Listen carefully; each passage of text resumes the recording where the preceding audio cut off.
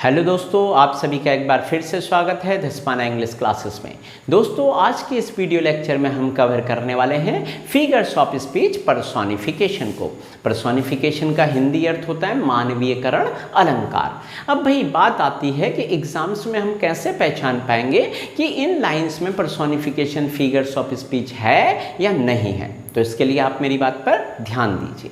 क्या होता है, इस फिगर्स ऑफ स्पीच में लाइफलेस ऑब्जेक्ट यानी कि निर्जीव वस्तुओं में सजीव के गुणों को दर्शाया जाता है। यानी कि लाइफलेस ऑब्जेक्ट्स होंगे लेकिन उनके अंदर जो क्वालिटीज होगी, उनके अंदर जो गुण होंगे, वो किसके गुण दर्शाए जा रहे होंगे? लिविंग बीइंग्स के, मतलब सजीव के उनमें गुण दिखाए जा रहे होंगे। या दूसरी बात समझिए, कोई नॉन लिविंग थिंग्स होगी यानी कि निर्जीव वस्तु होगी और वो काम कैसे कर रही होगी? सजीव की तरह। निर्जीव वस्तु होगी लेकिन उसके जो एक्शंस होंगे, एक्टिविटीज होगी, यानी कि वो जो काम कर रहा होगा वो किसकी तरह काम कर रहा होगा? एक सजीव की तरह काम कर रहा होगा। वहां पर फिगर्स ऑफ स्पीच जो है पर्सोनिफिकेशन होगा। ठीक है, अगर आपको अभी भी जरा भी डाउट है तो मैं एग्जाम्पल्स में आपके ये सारे डाउट बिल्कुल क्लियर कर दूंगा आपको जब मैं एग्जाम्पल बताऊंगा। सबसे पहले इसकी डेफिनेशन देख लेते हैं भाई। In this figure of speech lifeless objects and abstract ideas are thought of as persons having life. जो मैंने आपको अभी हिंदी में एक्सप्लेन किया वही डेफिनेशन भी है। अब इसका एग्जाम्पल्स देखते हैं। देखिए दोस्तों, एग्जाम्पल्स पर ध्यान दीजिए, बहुत इजी है, समझिए। Love is blind, love is blind. अब जरा यहां पर ध्यान दीजिए, यहां पर दिया है लव इज ब्लाइंड यानी कि प्रेम अंधा होता है। अब यहां ध्यान दीजिए, मैंने आपसे वादा किया कि एग्जाम्पल्स में आपको बिल्कुल क्लियर हो जाएगा कि पर्सोनिफिकेशन क्या होता है। ओके, देखो, लव इज ब्लाइंड। भाई जरा सोचिए, लव अंधा होता है लिखा है, क्या लव अंधा हो सकता है? एक बात सोचिए, आप खुद सोचिए, लव अंधा नहीं होता है, कभी नहीं होता है। अंधा कौन होता है भाई? मनुष्य हो सकता है या कोई प्राणी हो सकता है, पशु पक्षी अंधे हो सकते हैं, लेकिन लव अंधा नहीं होगा। यहां पर लव जो है वो निर्जीव है, आप समझ रहे हैं। लेकिन ये इसके अंदर क्वालिटी किसकी दिखाई है? लिविंग बीइंग्स की दिखाई है, यानी कि सजीव का गुण दिखाया कि वो अंधा है।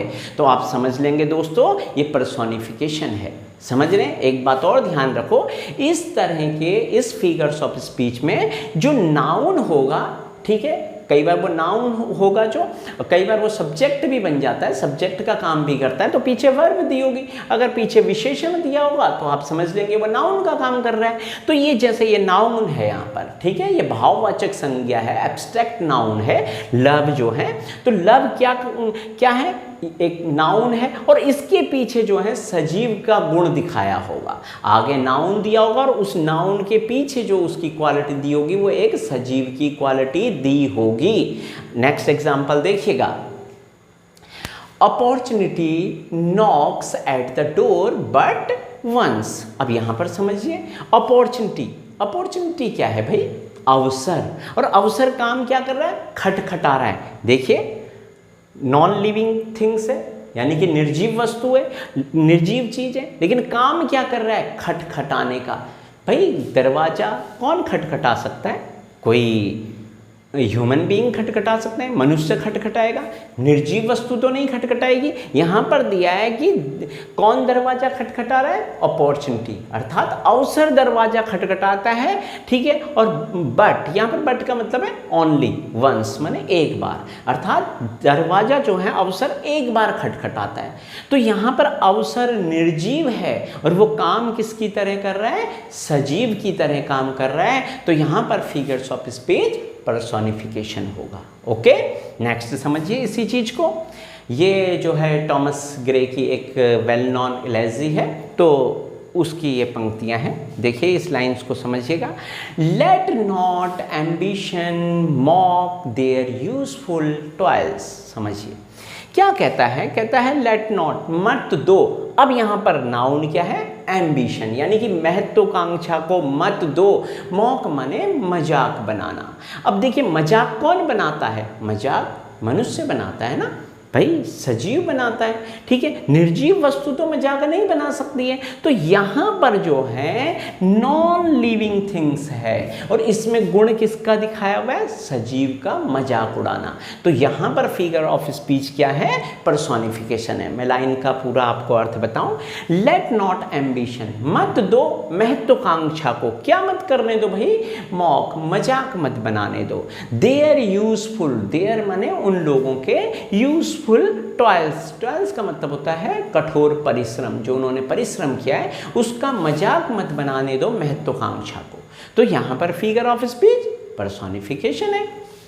इसी तरह से लिखा है लाई हैज़ नो लेग्स, यानी कि झूठ के पैर नहीं होते हैं। भाई झूठ यहाँ पर आप समझ गए होंगे कि ये जो है लाइफलेस ऑब्जेक्ट है। और अब क्या है यहाँ पर हम देखते हैं लेग्स, लेग्स किसके होते हैं भाई? जो लिविंग बीइंग्स होते हैं उनके पैर होते हैं। तो यहाँ पर इसका मतलब है कि फिगर ऑफ स्पीच क्या है? पर्सोनिफिकेशन है। जैसे हम कहते हैं मुंबई नेवर स्लीप्स, अब मुंबई कभी नहीं सोता है। मुंबई, अब भाई मुंबई क्या है? एक मतलब निर्जीव है और वो कभी नहीं सोता है। उस काम क्या कर रहा है वो? सोने का, यानी कि मुंबई सब्जेक्ट है और वो काम किसकी तरह कर रहा है? मीन ह्यूमन बीइंग की तरह काम कर रहे हैं या लिविंग बीइंग्स की तरह काम कर रहा है, तो कभी नहीं सोता है मुंबई। तो हम समझ गए कि यहाँ पर क्या, कौन सा फिगर ऑफ स्पीच यूज हुआ है? पर्सोनिफिकेशन यूज हुआ है। ठीक है दोस्तों, उम्मीद करता हूँ कि आपको ये वीडियो लेक्चर पसंद आया होगा। अगर आपको वीडियो पसंद आता है तो वीडियो को शेयर लाइक जरूर कीजिए। अगर आप चैनल के लिए नए हैं तो दोस्तों चैनल को सब्सक्राइब जरूर कीजिएगा। धन्यवाद।